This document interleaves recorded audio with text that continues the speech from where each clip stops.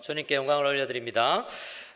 우리 옆 사람에게 한번 인사했으면 좋겠습니다. 주일은 쉼을 얻는 날이거든요. 그래서 이렇게 인사합시다. 푹 쉬시기 바랍니다. 네.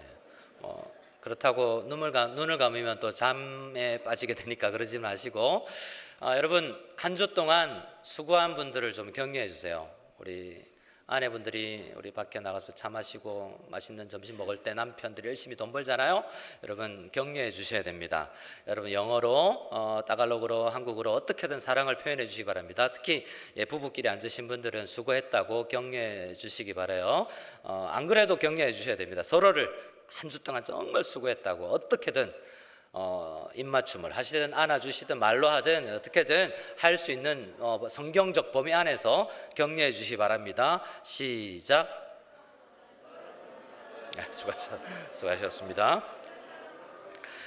여러분 우리는 참 수고하는 세상에 살고 있습니다. 루이스 캐럴이라는 사람이 이상한 나라의 앨리스라는 책을 썼는데요. 그 이후에 후속작으로 거울 나라의 앨리스라는 책을 썼습니다. 그 내용에 보면 그 내용에서 유명한 경제학, 사회학 용어가 또 나오게 됐는데요. 레드 퀸 이펙트라고 붉은 여왕 효과라는 게 있습니다. 그게 어떤 거냐면 현상 유지하기도 힘들다 이런 거죠. 이런 대목이 있어요. 앨리스가 레드 퀸 앞에서 이야기를 합니다. 내가 이렇게 열심히 뛰는데 왜 난 제자리지? 내가 살던 나라에서는 이 정도 뛰었으면 멀리 나갔을 텐데 왜 나는 나무를 벗어날 수 없지? 라고 질문할 때 레드 퀸이 붉은 여왕이 여기서는 이 나라에서는 그 정도 뛰어서는 안 된다라고 이야기하면서 벗어나려면 더 열심히 더 빨리 뛰어야 돼 라고 이야기합니다. 자, 외국에 가보면 외국인들이 한국 사람들이 오면 잘 아는 거 있습니다. 뭐죠? 빨리빨리. 이스라엘 성지순례를 가면 베드로 고기 뭐 이런데요. 그러니까 한국어를 잘 알죠. 여기서도 관광지 가면 한국말 잘 알 겁니다. 한국인들의 특징이 뭐죠? 열심히 일한다. 밤이 없고 정말 열심히 일하는 나라. 그런데 웬만큼 일해서는 제자리에 현상 유지하기도 힘든 나라. 우리나라하고 아마 마닐라도 필리핀도 여러분 조금 더 나아가려면 얼마나 수고스럽겠나라는 생각을 해볼 때에 저는 날마다 교회에서 목양실에서 앉아 있는데 여러분들 열심히 뛸 때에 참 여러분들을 위해서 축복합니다. 현상 유지를 위해서 더 벗어나려면 더 열심히 뛰어야 되는 세상에 살고 있는 모든 사람을 위해서 오늘 말씀이 기록되어 있습니다. 오늘 말씀은 쉬어라, 안식을 얻어라, 쉬어도 된다, 괜찮다 라고 우리를 위로해 주는 말씀입니다. 이 말씀 앞에 참으로 위로를 얻을 수 있는 우리 모두가 되었으면 좋겠습니다. 오늘 우리는 마태복음 11장을 묵상하는데요. 조금 문맥 가운데도 좀 해석하고 본문 안에서도 좀 이야기를 할까 하는데요. 우리 마태복음 4장 말씀만 한번 좀 읽어봤으면 좋겠습니다. 자막이 준비되었으면 마태복음 4장 17절 말씀을 같이 한 목소리로 읽습니다. 이때부터 예수께서 비로소 전파에 이르시되 회개하라 천국이 가까이 왔느니라 하시더라. 마태복음을 보면 이제 복음이 선포되기 시작했다. 요한이 옥에 갇힐 때부터. 그리고 그렇게 선포하고 나면서 복음이 어떻게 전파되는지가 기록되어 있습니다. 첫 예수님의 복음 전파는 세 가지 단어로 압축될 수 있는데요. 23절도 같이 읽어보겠습니다. 23절입니다. 예수께서 온 갈릴리에 두루 다니사 다시 읽습니다. 예수께서 온 갈릴리에 두루 다니사 그들의 회상에서 가르치시며 천국 복음을 전파하시며 백성 중에 모든 병과 모든 약한 것을 고치시니. 그래서 예수님의 복음 사역은 크게 teaching, preaching, healing 이렇게 우리가 요약이 되죠. 예수님께서는 티칭을 하시는데 그 이후 4장, 5장에서 6장, 7장까지 산상교훈의 티칭, 프리칭 사역을 하십니다. 그리고 이제 8장이 지나면 8장, 9장에서는 힐링 사역을 하시죠. 그 힐링은 모든 약한 것을 고치는 기적을 일으키시는 거죠. 그리고 8장, 9장이 지나면 우리의 본문 앞장인 10장이 나옵니다. 10장에는 제자들을 empower 하셔서 너네들이 가라. 니네들이 프리칭하고 티칭하고 니네들이 힐링해라 라고 하셔서 10장에서 제자들이 사역하는 내용이 기록되어 있어요. 그럼 11장에는 뭐가 기록되어 있을까? 오늘 본문이 속한 11장에는 그 복음 선포와 하나님 나라의 복음에 반응하는 사람들의 장면이 기록되어 있습니다. 대부분 받아들이지 않아요. 많이 배운 사람, 많이 가진 사람, 바리새인들, 그들은 받아들이지 않아요. 그래서 이 앞부분에 보면 예수님께서 오늘 본문 바로 앞에 25절에 하나님 지혜롭고 슬기로운 자들에게는 숨기시고 어린아이와 같은 우리 마닐라 한인연합교회 성도님들에게는 밝혀 드러내 주시니 감사합니다. 이 복음은 사람의 에너지로 공부로 알 수 있는 게 아니고 그들이 마음문을 열었을 때 복음을 받아들이는 것이군요. 하나님 뜻입니다라고 기도했습니다. 그리고 나서 오늘 본문이 시작되는데요. 이 본문은 뭐냐면 그 받아들이지 않는 사람들, 예수님의 복음 선포든 제자들의 복음 사역이든 오늘날 선교사나 목회자들과 우리 성도들의 복음 전도를 받아들이지 않는 모든 사람들, 그리고 복음을 받아들인 성도들이지만 아직도 복음이 주는 참된 안식을 누리지 못하는 사람들, 그 모든 사람들을 대상으로 하고 있는 것입니다. 우리 이 말씀, 우리 28절 말씀을 같이 한번 읽어볼까요? 28절 말씀 같이 읽겠습니다. 수고하고 무거운 짐진 자들아 다 내게로 오라. 내가 너희를 어떤 약속으로 끝나고 있죠? 너희가 너희를 쉬게 하리라. 29절도 읽어볼까요? 시작. 나는 마음이 온유하고 겸손하니 나의 멍에를 메고 내게 배우라. 그리하면 너희 마음이 무엇을 얻으리니? 축복합니다. 서로 여러분에게, 옆 사람에게 축복합시다. 쉼을 얻으시기 바랍니다. 주일은 쉼을 얻는 날입니다. 그래서 오늘 본문은 복음 앞으로 나오면 쉼을 얻을 수 있다. 이 땅에 살아가는 모든 존재들은 쉼을 얻지 못하는 사람들인데 복음은 참된 쉼을 준다라고 이야기합니다. 창세기 5장에 보면 이름을 노아라 하는 사람을 하나님께서 이 땅에 보내시고 쉼이 뭔지를 가르쳐 주시는데요. 창세기 5장 29절에 여호와께서 땅을 저주하심으로 이 땅에 살고 있는 모든 사람들은 수고롭게 일합니다. 그 수고롭게 일하는 사람들에게 노아를 보내셔서 방주에 타야, 그리스도 안에 들어와야, 교회 안에 속해야 안위를 받는다.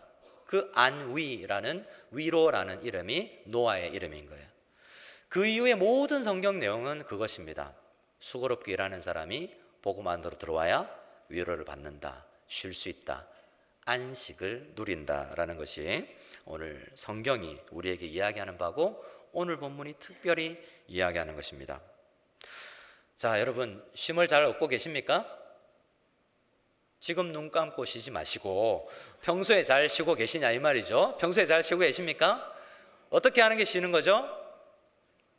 일 안 하고 집에 앗대가 있으면 쉬는 거죠. 남이 해주는 밥, 내가 한 밥 먹지 않고 남이 해주는 밥 먹으면 쉬는 거고, 자는 게 쉬는 거고, 회사 안 가는 게 쉬는 거죠. 힐링, 요즘에는 힐링 여행을 많이 가는 것 같아요. 크루즈 타고 가고, 5대양 육제주를 다니면 힐링이 되는 것 같기도 합니다. 마사지 받으면 힐링이 될 수도 있고요. 그런 걸 통해서 힐링을 가져야 됩니다. 근육도 이완되어야 되고 우리는 좀 여유롭게 살 필요도 있죠. 너무 각박하게 살지는 말아야 됩니다. 그런데 주님께서 약속하는 쉼이 어떤 쉼인가, 그걸 우리가 생각해 볼 필요가 있습니다. 우리 말씀을 29절 말씀을 같이 한번 더 읽어보기를 원합니다. 29절 같이 읽겠습니다. 나는 마음이 온유하고 겸손하니 나의 멍에를 메고 내게 배우라. 그리하면 너의 마음이 무엇이 쉼을 얻으리니? 너희 마음이. 여기서 마음은 inner peace 뭐 이런 거 아니에요. 그런 거 아니고 마음은 우리 영혼의 자소여서 우리의 모든 이 죄로 인해서 죄로 해결되지 않으면 안 되는 그 영역이 쉼을 얻어야 되거든요. 이건 크루즈 여행으로, 이건 마사지로, 이건 잔다고 해결되는 게 아니에요.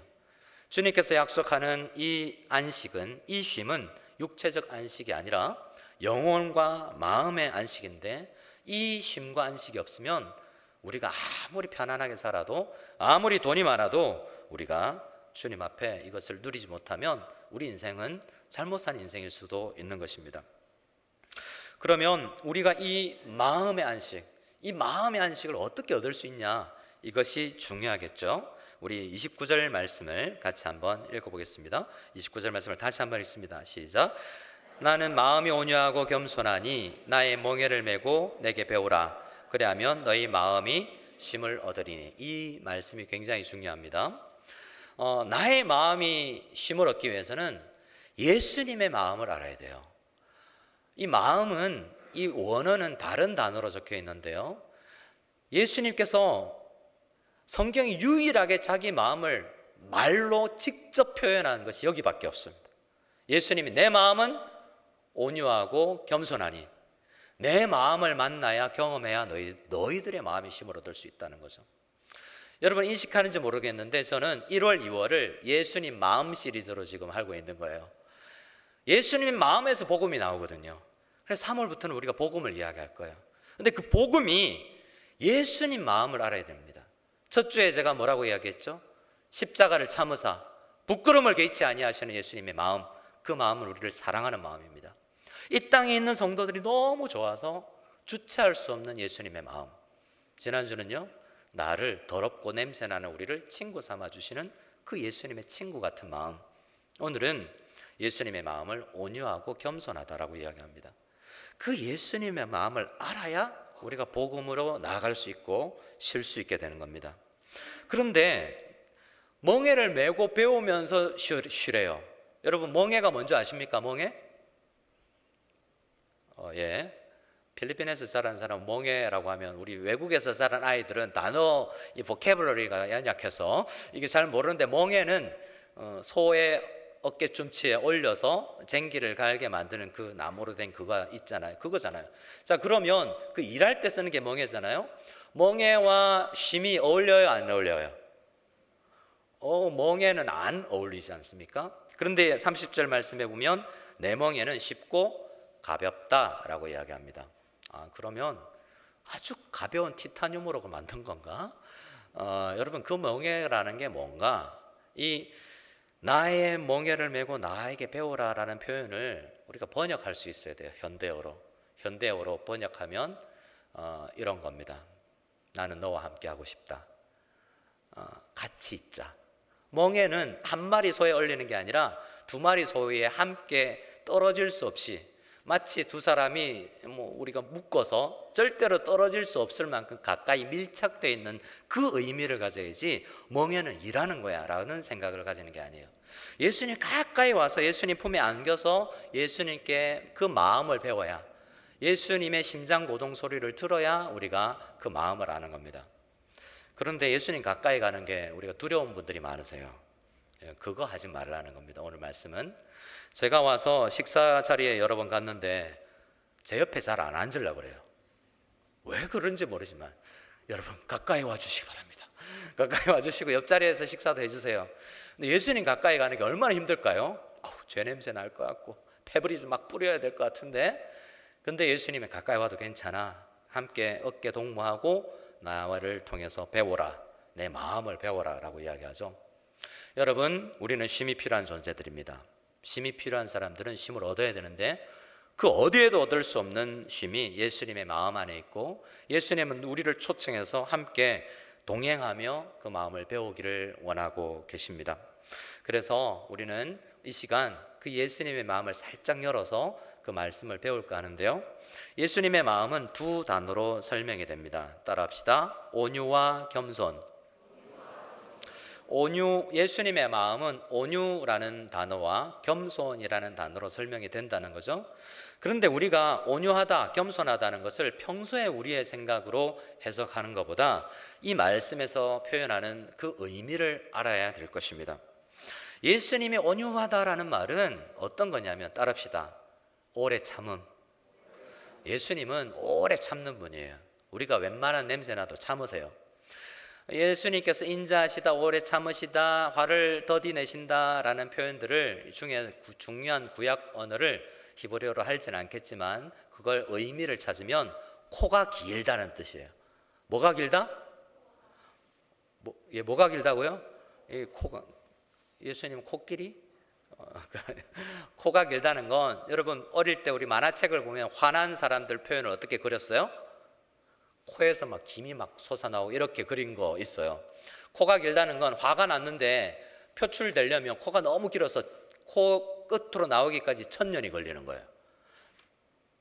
그래서 여러분 우리가 살아있는 거예요. 왜냐하면 하나님이 우리를 화내시고 즉각적으로 반응하시면 우리가 다 죽을 수밖에 없잖아요. 예수님은 온유하시다는 건 내가 웬만큼 죄를 지어도 봐주시고 계세요. 지금도 봐주고 있습니다. 구약 성경에 어떻게 봐주고 있는지를 이야기하는데요, 하나님은 공의로우신 분이잖아요. 죄를 참지 못하고 벌하셔야 되잖아요. 출애굽기 34장에 모세 앞에 하나님께서 말씀하시는데 자기 존재를 설명하면서 나는 공의롭고 나는 사랑이다 라고 이야기해요. 못 참는 분이고 참는 분이라는 건데요, 비례를 해서 설명을 합니다.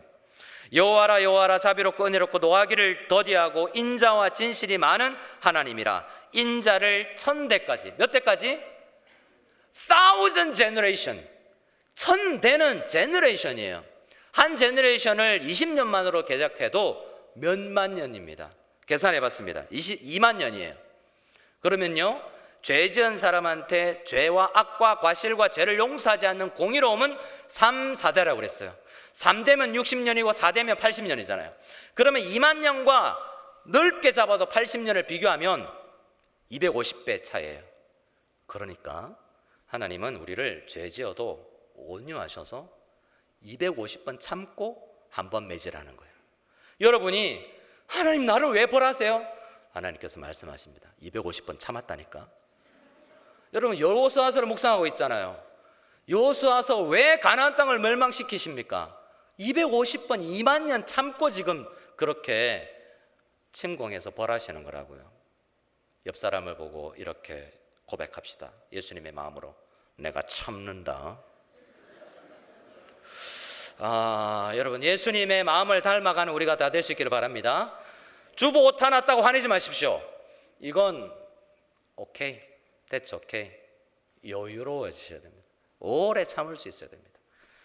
여러분 하나님이 내일 화내실 건데 오늘 249번째이기 때문에 내일 여러분 한 번 더 죄시면 안 참으실 수도 있기 때문에 여러분, 하지만 하나님의 예수님의 마음은 온유하시다는 걸 알아야 돼요. 그래서 일단 우리가 가지는 마음은 우리가 지난 주 중에 구원받았어도 얼마나 냄새나는 생각하고 말하고 행동합니까? 주님은 우리를 내쫓지 않으시고 오면 웰컴, 오늘도 잘 왔다 라고 말씀해 주시는 온유하신 분이신 것을 믿으시기 바랍니다. 믿으시기 바랍니다. 저만 믿는 거 아니죠? 그럼 겸손하다는 말은 뭘까요? 겸손을 영어로 하면 뭘까요? humble이라고 할 줄 알았습니다. 설교를 준비할 때 물으면 humble이라고 이야기하겠지. 그런데 킹 제임스 버전과 ESV라는 성경을 보면 이 단어를 lowly라고 번역하고 있습니다. lowly라는 건 똑같은 겸손이라는 표현이 있는데 더 구체적으로 이 본문에 맞는 표현은 하찮다라는 거예요. 아무 값어치 없다. 그 말은 예수님 앞에 나오는데 아무런 담이 없고 이 턱이 없다는 거예요. 마치 예수님의 마음은 길거리에 부딪히는 돌멩이와 같아서 그 어느 누구도 주님 앞에 나오지 못할 사람이 없는 마음. 여러분 사람이 조금만 유명해지면 여러분 만나기가 어려워집니다. 돈이 조금만 많고 유명해지면, 우리 필리핀 땅에도 돈 좀 많은 사람들 보디가드 붙이고 다닌다는 이야기를 들었는데요, 접근할 수가 없잖아요. 여기서 마음이 겸손하다는 건 누구나 노크하고 마음 문 열면 주님 마음을 알 수 있다는 것입니다. 그래서 우리가 쉼을 얻으려면 여러분 예수님을 어렵게 생각하지 마시고 성경을 어렵게 생각하지 마시기 바랍니다. 항상 주님 앞에 나와서 예수님은 참 좋은 분이야 라고 생각하며 그분 앞에 달려가야지. 그분은 온유한 분이야, 그분은 겸손한 분이야, 나를 절대로 밀어내지 않아 라는 마음을 가지고 주님 품에 달려가서 안길 수 있는 우리 모두 될 수 있기를 소원합니다. 주님 품에 안긴 것, 여러분 안을 수 있고 손잡을 수 있을 만한 사람의 어깨 두드려 주시고 내가 안아줄게, 예수님 품에 안긴 것처럼 한번 해보세요. 한번 해볼까요? 옆 사람 한번 어깨 두드려 주시고 한번 안아주세요. 언제나 여러분 우리 이렇게 격려하고 주님 품에 안긴 것처럼 이런 마음을 가져야 돼요. 이런 마음은 목회자의 마음이 돼야 되고 우리 장로님들의 마음이 돼야 되고, 언제든지 내가 기도 제목이 있으면 우리 권사님 생각나고 예수님 마음에 안기듯이 남편한테 이 기도 제목 부탁해야지. 우리 샘터지기에게, 우리 안수 집사님들에게 내가 안겨야지라는 마음으로 여러분 문턱이 없이 서로를 안아주고 품어주는 우리가 되었으면 좋겠습니다. 그러면 누가 이 품에 안길 수 있는가? 이것이 중요한데요. 28절 말씀 같이 읽어보겠습니다. 28절 말씀이 있습니다. 시작. 수고하고 무거운 짐진 자들아 다 내게로 오라. 내가 너희를 쉬게 하리라. 예수님께서 초청하고 있는 사람은 어떤 사람이죠? 수고하고 무거운 짐진 자예요.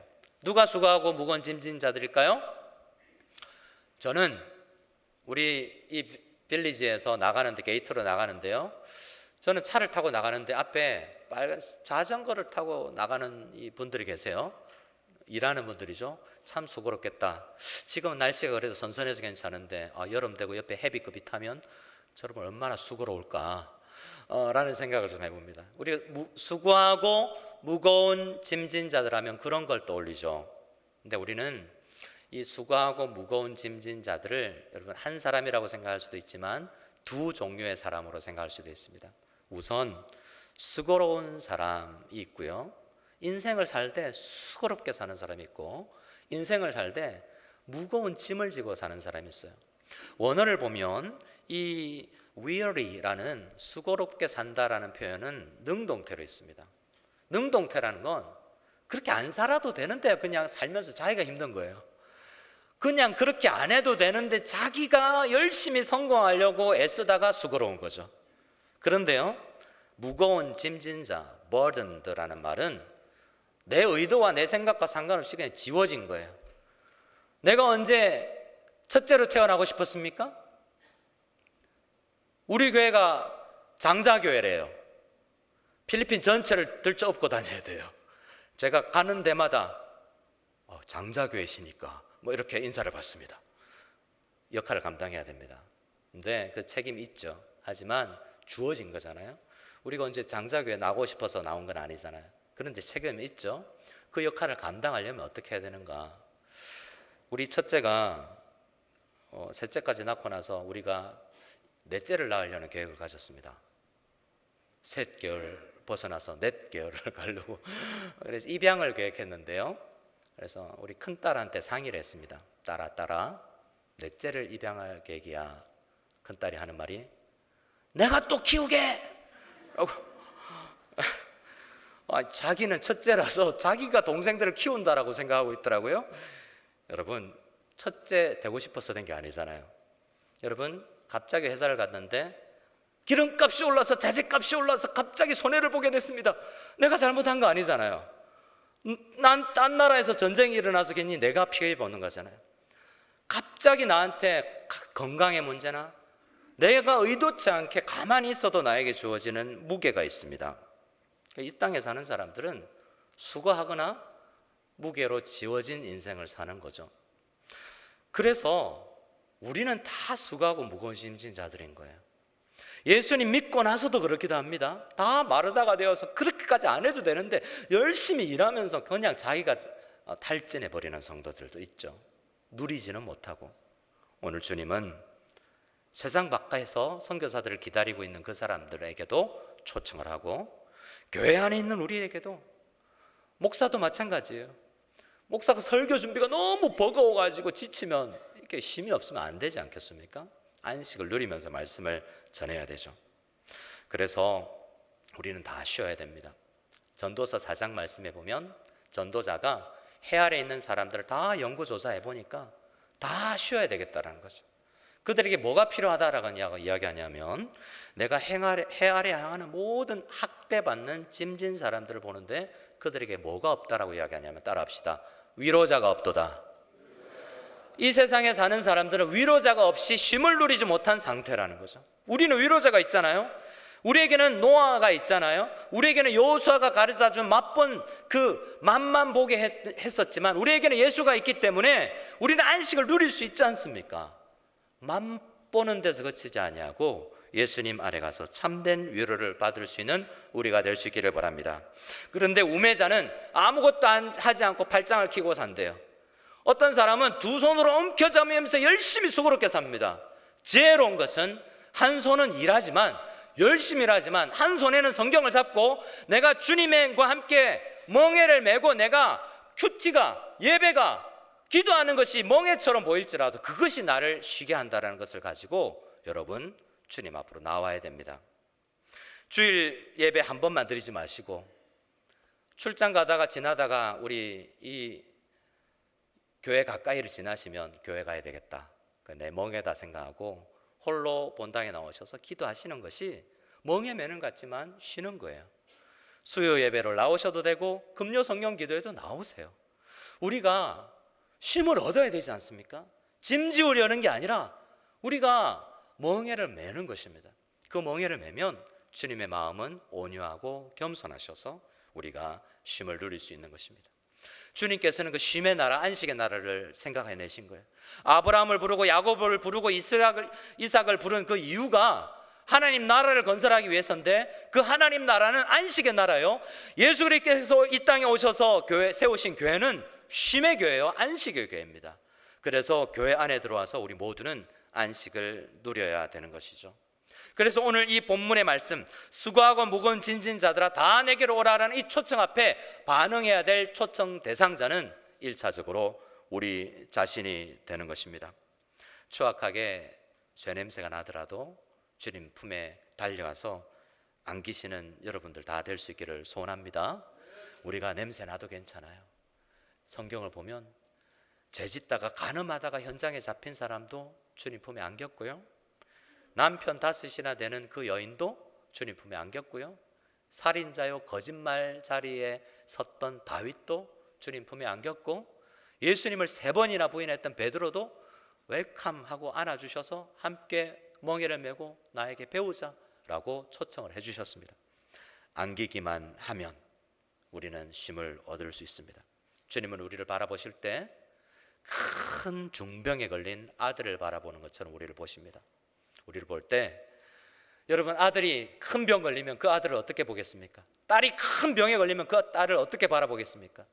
딸이 미워요, 병이 미워요?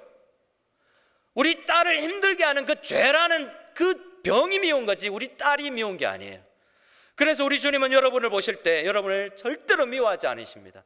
여러분 안에 있는 죄는 미워하시죠. 그러나 여러분이 죄를 가지고도 주님 앞에 나올 수 있습니다. 그 주님의 품에 안겨서 우리를 부르시는, 언제나 나오라라고 초청하시는 그 주님의 품에 안기면 우리는 안식을 누릴 수가 있습니다. 오늘도 우리 주님은 우리 마닐라 한연합교 모든 성도님들을 초청하십니다. 수고하고 무거운 짐진 자들이여 다 주님 앞에, 주님의 부르심 앞에 나아가서 먼저 우리가 해야 될 것은 일하는 사명이 아니라 안식을 누리는 사명이라는 것을 기억하고 안식을 누릴 수 있는 저와 여러분 다 될 수 있기를 소원합니다.